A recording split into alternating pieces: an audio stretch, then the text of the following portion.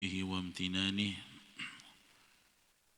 أشهد أن لا إله إلا الله وحده لا شريك له تعظيما لشأنه وأشهد أن سيدنا محمدا عبده ورسوله الداعي إلى رضوانه اللهم صل وسلم وبارك على سيدنا محمد وعلى آله وأصحابه وإخوانه أما بعد.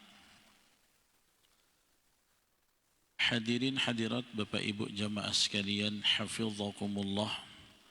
Alhamdulillah, kita bersyukur kepada Allah Subhanahu wa taala. Kesempatan subuh hari yang berbahagia ini Allah masih memberikan kepada kita taufiknya. Allah masih memberikan kepada kita hidayah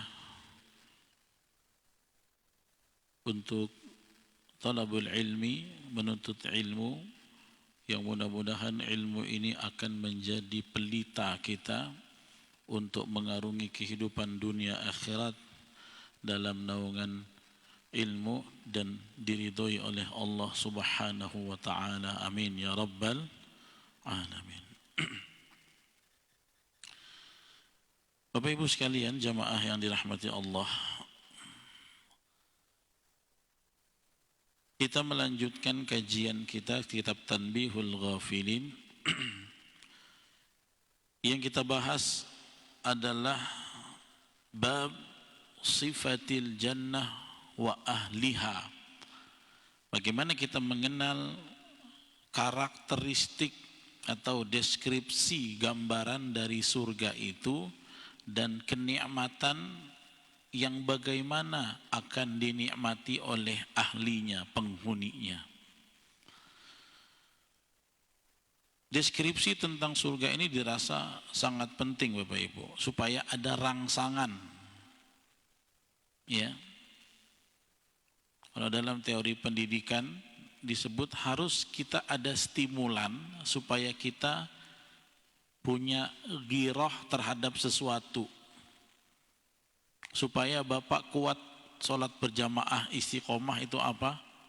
Dikasih gambaran ganjaran fadilah-fadilahnya gitu. Supaya kita takut maksiat itu apa? Dikasih gambaran apa ancamannya. Supaya kita semangat untuk menjadi seorang hamba Allah pemburu surga, maka diberikan gambaran seperti apa sih surga yang bakal saya nikmati nanti. Jadi orang kan penasaran. Ya. Nah itu yang kita harus perhatikan dan deskripsikan tentang surga ini.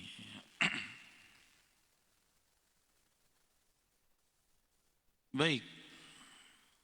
Di sini yang kita ingin bahas ya, di antaranya adalah sebuah riwayat dari Abu Hurairah. Nah, ini penting sekali.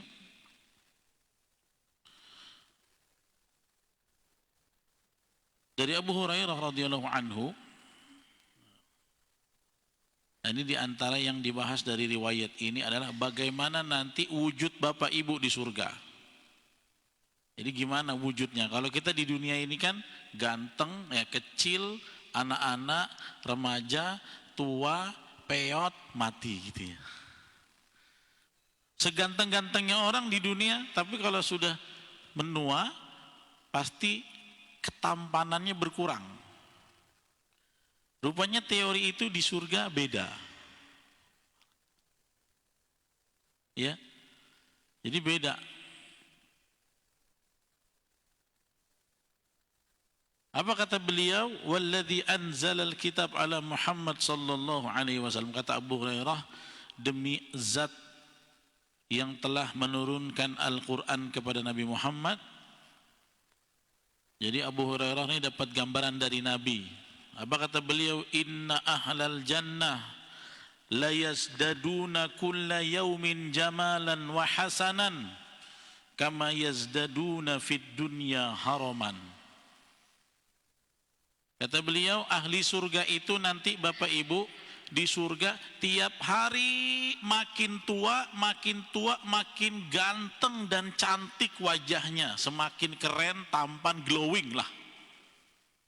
Jadi teori ini berbanding balik di dunia. Kalau di dunia makin kita seganteng-gantengnya, turun, peot, keriput, gak cantik lagi, gak ganteng lagi. Makanya selalu ada ungkapan, dulu suami saya tuh paling ganteng seantero Batam, gitu. Dulu istri saya itu primadonanya Kepri, gitu ya. Dulu. Nah, kenapa? Karena kadarnya berkurang di dunia. Kadarnya berkurang, fisik kita aja lemah. Ya, fisik kita aja lemah. Anda diciptakan dari lemah, terus kuat, habis kuat lemah lagi, kemudian menua, beruban. Kalau udah beruban, berubah lagi siklusnya. Itulah Allah katakan dalam Al-Quran, dalam menggambarkan perkembangan manusia. Allahul ladzi khalaqakum min dha'fin thumma ja'ala min ba'di dha'fin quwwah. Allah yang menciptakan kamu dari keadaan lemah. Kapan lemahnya? Ba'da khuruj min batni ummihi, setelah keluar dari perut ibunya, lemah bayi. Kemudian jadi anak-anak, jadi pemuda. Nah, saat pemuda itu paling kuat. Thumma ja'ala min ba'di quwwatin dha'fan wa syaibah. Kata Allah, jadi pemuda, umur paling kuat 30-an, makin lama, makin tua, menua, lanjut usia, makin lemah, beruban. Itu siklusnya. Yakhluqu ma yasha' wa huwal alimul qadir. Allah menciptakan apa-apa yang Allah kehendaki dan Allah Maha Kuasa atas segala sesuatu. Itu di dunia. Sekuat-kuatnya Anda pasti akan syaibah, melemah. Secantik-cantiknya Anda pasti akan menua di dunia, kadarnya makin berkurang. Seganteng gagahnya Anda laki-laki, makin lama makin tua, hilang kadarnya. Tapi di surga tidak, nggak berlaku, malah berbanding terbalik. Jadi dalam hadis nih, nanti dikatakan ketika istrinya sedang menunggu di dalam kemah-kemah surga, suaminya lagi pergi menikmati nikmat surga. Sore-sore suaminya pulang. Apa kata istrinya? Ya zauji, wahai istriku, wahai suamiku, kok kamu semakin hari semakin tampan? Jadi mata itu betul-betul dipuaskan. Ya, betul-betul dipuaskan melihat pasangannya semakin hari semakin terlihat jamalan wa hasanan. Itu yang disampaikan oleh Abu Hurairah.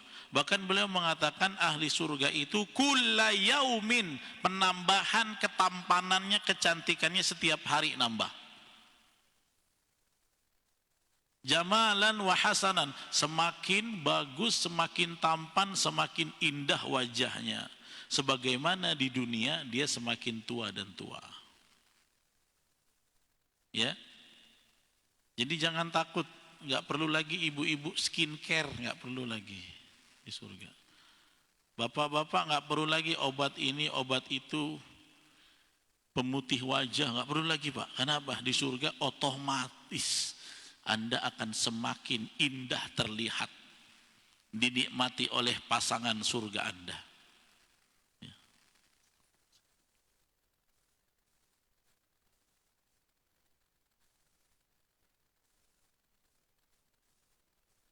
Yang berikutnya, qala al-faqih, penulis kitab Tanbihul Ghafilin mengatakan,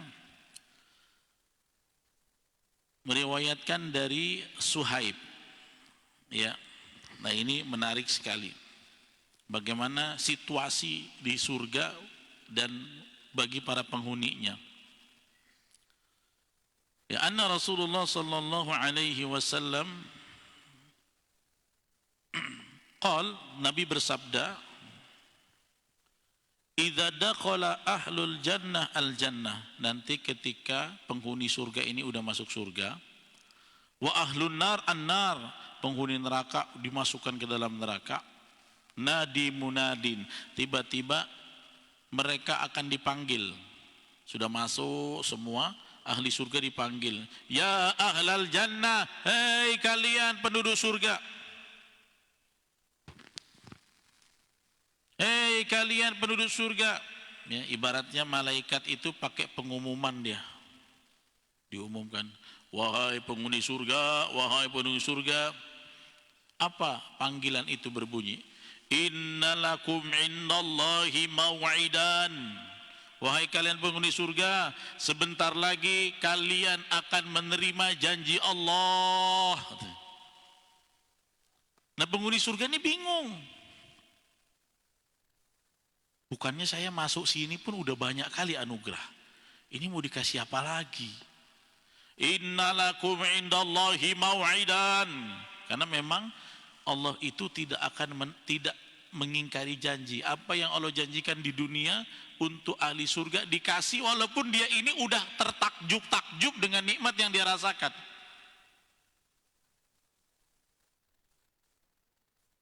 Yuridu an jazukumuhu yanjazakumuhu. Kata malaikat ini, hai ahli surga, sesungguhnya Allah akan memberikan janjinya pada kamu di sini. Allah ingin balas segala balasan kebaikan buat kamu di sini. Fayaqulun, maka tiba-tiba mereka bilang, ma huwa, apalagi nikmat yang mau dikasih sama kami? Itu udah di dalam surga, Bu. Kami mau dikasih apa lagi? Alam yuthqil mawazinana, bukankah kami bisa masuk sini selamat, nikmat, enak? Karena Allah sudah berikan kami timbangan amal kebaikan yang berat. Karena dulu dia sering amal soleh, rajin bersodakoh, dan lain-lain. Akhirnya apa? Dia punya kenikmatannya itu,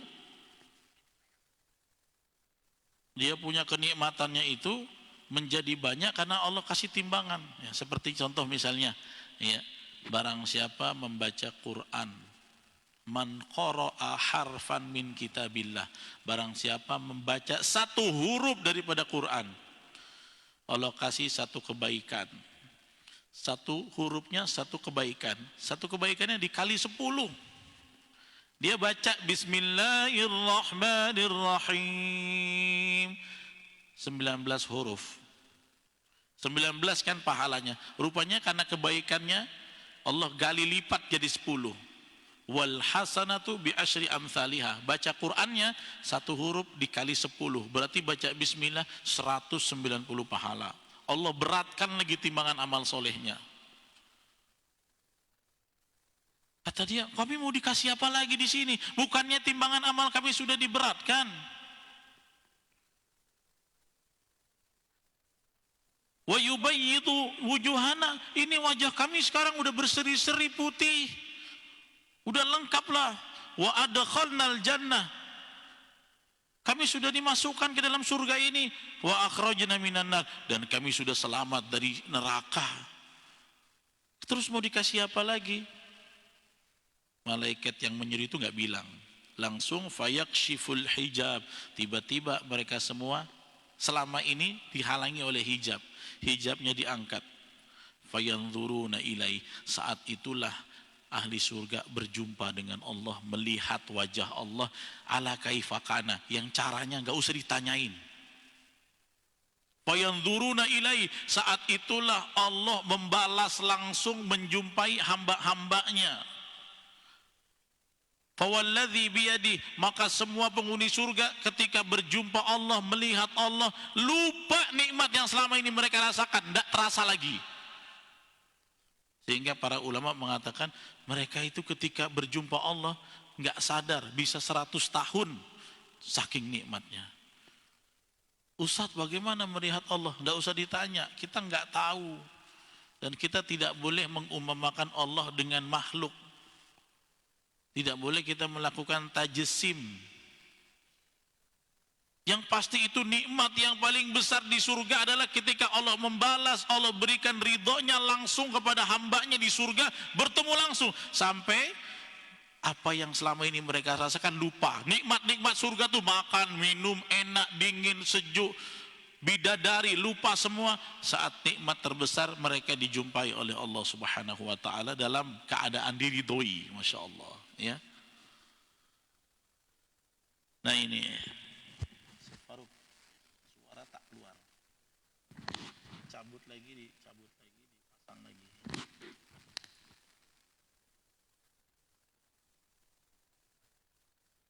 Ya, jadi itu. Mudah-mudahan nanti kita mendapatkan nikmat ini di surga. Fayanzuruna ilai. Kamu bisa melihat Allah. Yang sekarang nggak bisa digambarkan, pakai dalil juga nggak bisa. Pokoknya nanti engkau akan mendapatkan nikmat itu ketika, ya. Ini aja Nabi Musa kan dulu kepengin melihat Allah, nggak bisa karena dia nggak sah, belum jadi ahlu surga. Ya. Nabi Musa kan pernah waktu lagi menerima wahyu di Gunung Tursina, Taurat. Kemudian apa kata Nabi Musa? Qala rabbi anini anzur ilaik. Ya Allah, aku pengen sekali melihat engkau. Ahli surga diminta DP-nya di dunia. Kata Allah apa? Kamu nggak akan bisa ngelihat saya. Ya udah, jangan usah, tunggu aja. Kalau kamu penasaran, saya akan turun. Kemudian nanti kamu lihat gunung di sebelah kamu, di sebelah Gunung Tursina. Sanggup nggak dia menampung keagunganku? Belum lagi, baru keagungannya. Maka ketika keagungan Allah yang baru turun di atas Gunung Tursina, runtuh gunungnya. Saat itu Nabi Musa melihat di sebelahnya gunung runtuh, nggak sanggup, langsung pingsan selama 40 hari. Pingsan Nabi Musa. Bapak ngelihat gedung dirobohkan depan mata aja, duga-duga gitu. Ini gunung yang kuat, kokoh, batu besar, baru menampung kebesaran Allah aja udah nggak sanggup, apalagi kamu bisa melihat saya di dunia enggak. Tapi nanti menjadi ahlu surga, kamu bisa melihat itu semua, ya, nampak itu semua. Mudah-mudahan kita termasuk di dalamnya. Allahumma ja'alna jami'an min ahlil jannah mimman ladzina yanzuruna ilaika ya rabbal alamin. Ya Allah, jadikan kami jamaah di Masjid Al-Munawwarah ini ahli surga, orang-orang yang dapat mendapatkan nikmat-Mu, melihat-Mu, berjumpa dengan-Mu, dengan ridho-Mu di dalam surga. Amin ya rabbal alamin. Yang berikutnya Bapak Ibu, riwayat ini tentang jamuan buat ahli surga. Nah, ini supaya Anda tahu apa sih konsumsi makanan-makanan, minuman-minuman yang bakal diberikan oleh ahli surga, ya. Waruya fi khabarin akhar, diriwayatkan dari khabar yang lain, sama-sama riwayat dari Suhaib, ya, bahwasanya Nabi mengatakan innallaha ta'ala yaqulu lil malaikah, sesungguhnya Allah berfirman kepada malaikat. Jadi yang ngurusin bapak ibu di surga malaikat. Bayangin, malaikat yang selama ini menjadi pembantunya Allah mengurusi manusia, amalnya dicatat, omongannya dicatat dan lain-lain, ya. Akhirnya di surga malaikat jadi pelayannya, coba. Melayani orang-orang saleh di dalam surga. Apa yang Allah perintahkan? Wahai malaikat, at'imu awliyai, tolong kasih makan makanan yang enak para wali-waliku di dunia itu, orang-orang soleh di dunia itu. Maka malaikat kasih apa? Fayu'ti bi alwanil at'imah, maka didatangkan makanan-makanan macam-macam. Ya, kalau di film-film orang di istana itu makanannya tuh satu meja, sampai mau makannya pusing. Kenapa? Pilih yang mana? Jangankan lihat satu meja, kita kalau lagi lihat makan prasmanan aja bingung. Mau tempe orek, ayam bakar, ayam goreng, ikan gulai, ikan selai, bingung kan? Prasmanan aja kita bingung. Dicabut colokan-colokannya itu.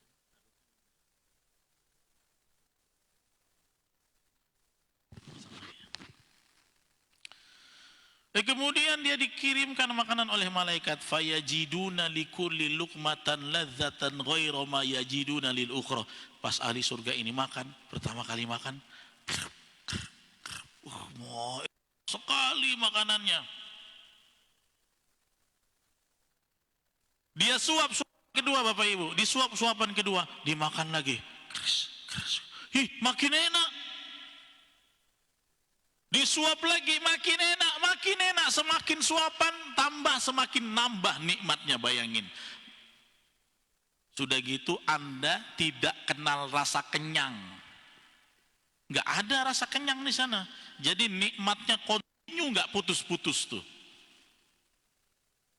Kata Nabi, fayajiduna likulli luqmatan ladzatan. Di setiap suapan tambah lagi kelezatannya. Kalau di dunia kan tidak. Suapan pertama enak, kedua masih enak, ketiga agak enak, keempat rada enak, kelima mulai datar. Sepiring kekenyangan nggak enak lagi, mual, muntah. Tapi di surga nggak berlaku itu. Ya.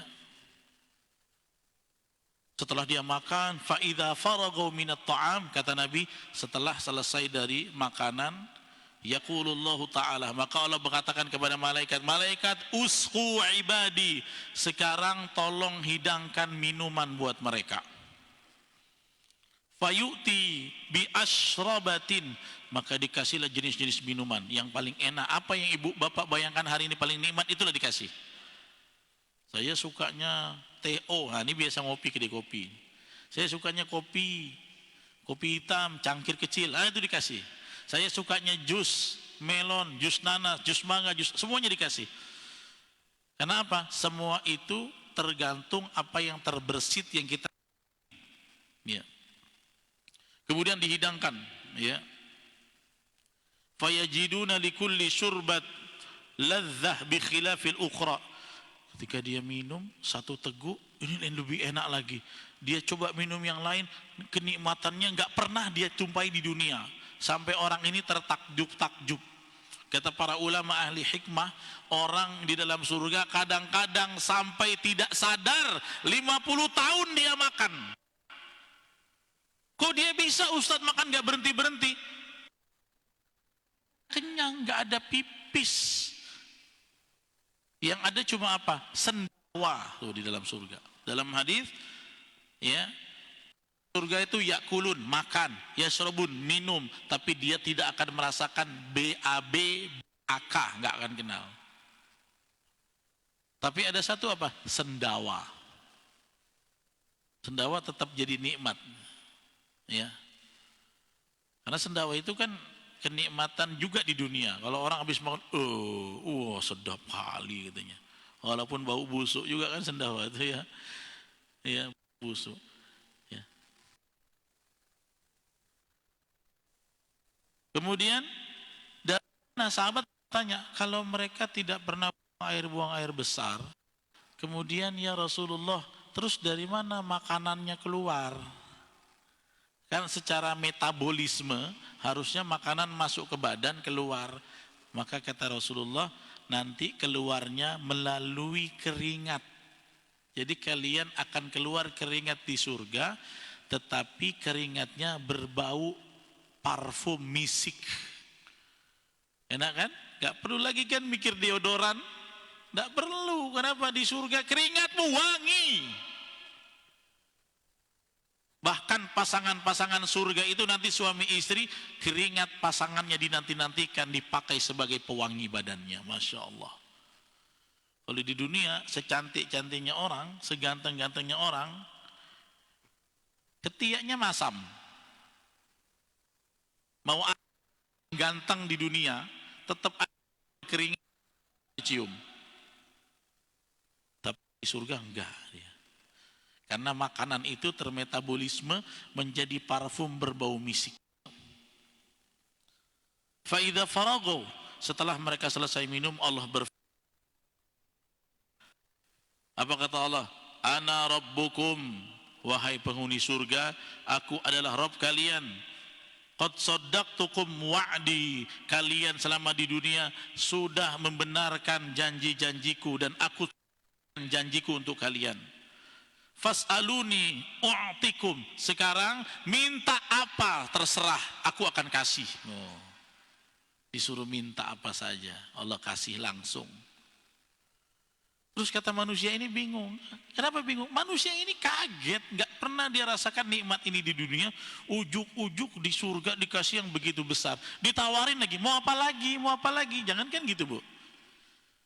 Ibu kalau misalnya bapak habis dapat proyek, tiba-tiba atau dapat warisan, dibeliin sesuatu. Habis dibeli, mau beli apa lagi? Ibu aja bingung, apa lagi ya? Udahlah, udah bingung lah. Begitulah sikap orang ahli surga. Dikasih makan enak, makannya bertahun-tahun, nggak ada pipis, nggak ada BAB, dikasih minum, minumnya enak. Sudah udah kenyang, udah nikmat, udah yang lain, ditawarin lagi, mau apa lagi? Fas'aluni, kata Allah, minta. U'tikum, aku kasih buat kalian. Maka apa jawabannya kata Nabi? Mereka menjawab, Rabbana nas'aluka ridwanak. Ya Allah, kami cuma ingin ridhomu sekarang. Dia jawab lagi, Ya Rabbana nas'aluka ridwanak thalathan aw maratain. Kata Nabi, ahli surga ini sampai mengutarakan minta ridho Allah 2 sampai 3 kali. Maka apa kata Allah? Raditu ankum. Kalian ingin ridhoku? Padahal waktu masuk surga itu tandanya Allah udah ridho. Dia bisa masuk surga, Allah sudah ridho. Tapi di situ Allah sampaikan lagi, Raditu ankum. Aku hari ini telah ridho kalian. Waladayyal mazid. Dan di sisiku aku kasih tambahan buat kalian. Apa kata Allah? Al-yaum akramakum bikaramatin a'zam min dzalika kulluh. Hari ini kalian semua akan dapat servis kemuliaan dari kemuliaan yang tadi barusan kalian sudah rasakan, lebih dahsyat lagi. Ya. Fayukshiful hijab. Nah, seperti tadi sama, tiba-tiba ahli surga itu dibuka hijabnya. Fayanzuru ilaihi masyaallah. Kemudian mereka bisa melihat Allah, berjumpa dengan Allah ala kaifakana, yang kaifiatnya la tus'al, enggak usah ditanya. Sekali lagi saya ingatkan, tidak usah ditanya. Akhirnya ketika mereka semua melihat Allah, fayakhiruna lahu sujjadan, semua manusia itu sujud kepada Allah. Fakanu fi sujudi masyaallah, mereka sujud dengan lama. Ya. Sampai Allah mengatakan kepada mereka, wahai ahli surga, irfa'u usakum. Sekarang udah cukup. Jadi ketika mereka melihat Allah, nikmatnya itu sampai fayakhiruna sujada, mereka sujud di hadapan Allah. Apa kata Allah? Udah angkat kepala kalian. Kenapa mereka tidak diizinkan sujud lama-lama? Nah, ini pertanyaannya. Tapi ahli surga pengen sujud terus, karena dia selama di dunia juga rajin sujud seperti bapak ibu nih. Nanti di akhirat disuruh jumpa Allah, pengen sujud lagi. Apa kata Allah? Irfa'u ru'usakum. Angkat kepala kalian. Hadza maudhi'un ibadah. Laisa hadza maudhi'um ibadah. Di sini bukan tempat ibadah lagi. Jadi ibu nanti nggak ada beban ibadah di surga. Zikir itu kepenginan, nggak ada suruhan lagi. Sholat itu kenikmatan, rindu sama sholat yang nikmat dulu. Saya lawan hawa nafsu. Kata Allah, angkat kepalamu, laisa hadza maudhi'un ibadah. Sekarang bukan tempat kamu beribadah. Sekarang tempat kamu panen raya. Ambil semua yang kau telah lakukan, panen semua pahala yang selama ini kau kumpulkan, ambil semua investasi yang kau simpan, nikmati semua, tidak ada beban ibadah. Ibadah di dunia saja ibu. Surga itu tempat ibu santai. Makanya nanti istirahat ahlul iman itu di surga. Kita istirahat nanti di surga insya Allah. Sekarang tiap hari ibadah terus, sabar, paling 60-70 tahun, sisanya gak ada lagi. Di surga itu gak ada ibadah. Tapi kadang-kadang ahli surga pengen zikir tetap, karena zikir itu kan kenangan yang buat saya masuk sini ini katanya. Dia pengen sholat, berkomunikasi dengan Allah, yang bikin dia masuk surga itu ini sholatnya. Tapi tidak dibebankan. Masya Allah, suka-suka dia mau, sekehendaknya yang mereka ingin lakukan. Ya. Terakhir saya ingin sampaikan, maka kita harus bersabar di dunia. Ya, ibadah itu enteng sebenarnya kalau ditelisik dari histori sejarah. Ibadahnya kita umat Nabi Muhammad kan 70 tahun aja kisarannya, ada yang lebih ada yang kurang. Sementara coba Nabi Nuh aja umatnya 1000 tahun, sholat 1000 tahun, mempertahankan badan yang makin tua, itu kan berat. Kita 70 tahun untuk ditukar dengan nikmat yang tidak terbatas. Coba 60-70 tahun kita nggak total dalam ibadah, sayang. Kenapa? Kita ini cuma sebentar untuk meraih yang paling lama. Sebentar kita berjuang ibadah untuk kehidupan abadi. Mudah-mudahan Allah berikan kekuatan buat kita semua. Dengan deskripsi surga ini merangsang kita semakin banyak beribadah. Jadi kalau lagi datang malas-malas pengen sholat ke masjid, ingatlah tentang ini sebentar. Kalau lagi malas-malas pengen zikir, ingatlah ya di surga nikmat lebih banyak dan tak terbatas. Kalau lagi malas-malas baca Quran, ingatlah pahala itulah yang nanti jadi timbangan amal kebaikan kita. Demikian yang bisa kami sampaikan, terlebih dan terkurang mohon maaf. Ya. Kami tutup dengan wabillahi taufiq wal hidayah wa ridha wal inayah. Assalamualaikum warahmatullahi wabarakatuh. Udah mau bertanya? Gak usah. Silakan Pak. Waalaikumsalam. Bapak dulu ya.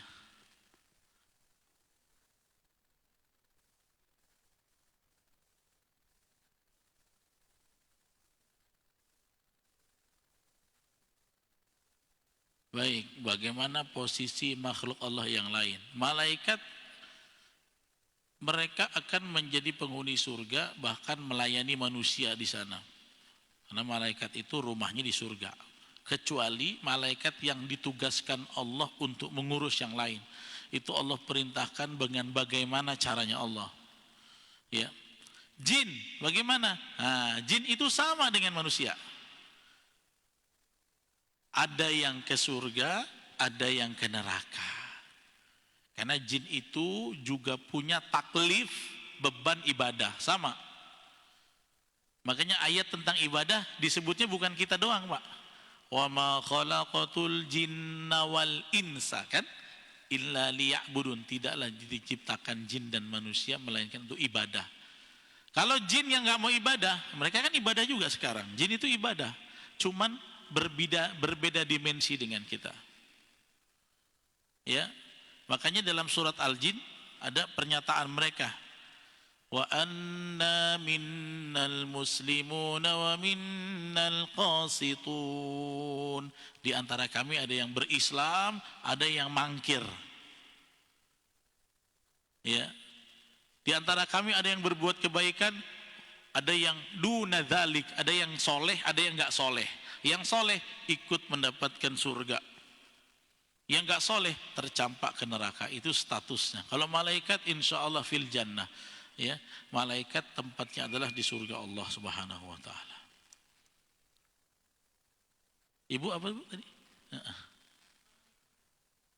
Waalaikumsalam warahmatullahi.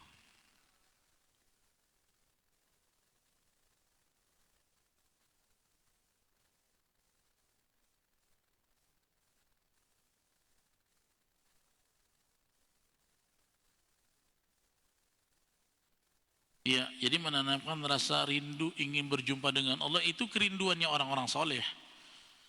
Ya. Cuman ini tidak bisa diwujudkan kecuali Anda jadi ahli surga. Rindu dengan Rasulullah secara jasadan Anda hanya bisa ziarah ke Masjid Nabawi, ke Makom Nabi, ya. Dan perasaan itu memang harus. Kalau nggak ada rindu, kita nggak termotivasi berbekal gitu. Saya ingin jumpa dan dapat nikmat dari Allah. Saya ingin nanti di surga ketemu Nabi. Apalagi kita penasaran, gimana sih wajah Rasulullah itu nanti kalau dilihat langsung gitu. Kalau Anda rindu ini, ya, maka Anda akan termotivasi, ibu termotivasi beramal dan akan diwujudkan. Termasuk kerinduan kepada Rasul, ya. Dan ini nggak akan diwujudkan kecuali jadi ahli surga. Kalau nyasar ke neraka nggak jadi jumpa Nabi, rindunya batal. Jadi gimana? Kerinduan itu perasaan yang harus terus ditumbuhkan, memotivasi kita untuk mewujudkannya dengan beramal soleh, supaya nanti di surga ketemu semua yang saya rindukan. Nah, makanya tadi disebut Bu, yanzuruna ilai, nikmat ketika mereka melihat Allah dengan bagaimana caranya tidak bisa kita pertanyakan. Itu semua nikmat makan minum, bidadari, rumah, kemah, pohon rindang, tajri min tahtihal anhar, sungai-sungai surga, lupa semua. Karena sebenarnya nikmat paling besar di surga. Coba sekarang nanti ibu cari deh, bapak cari di kitab-kitab, bahkan kalau di Google aja bisa ketemu. Nikmat paling besar di dunia. Di dunia itu nikmat paling besar diturunkan Quran. Nikmat paling besar di surga, di akhirat bisa melihat wajah Allah. Itu nikmat yang paling besar. Baik, Bapak Ibu, demikian yang bisa saya sampaikan. Terlebih dan terkurang mohon maaf. Aqulu qauli hadza wa astaghfirullah li wa lakum. Subhanakallahumma wa bihamdika asyhadu an la ilaha illa anta astaghfiruka wa atubu ilaik. Assalamualaikum warahmatullahi wabarakatuh.